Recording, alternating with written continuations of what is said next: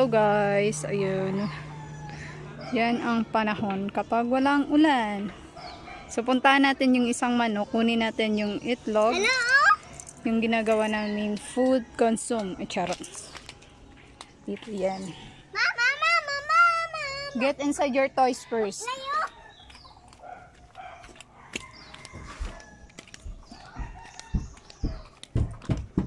I think she has ko na may itlog.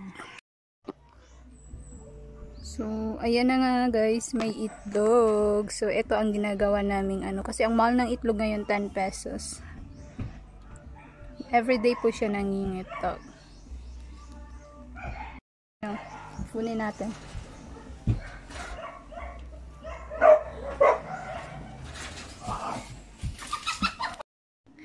Egg from our chicken. Ayan guys, oh. Diba? So, araw-araw daming may food anak na kami supply ng egg.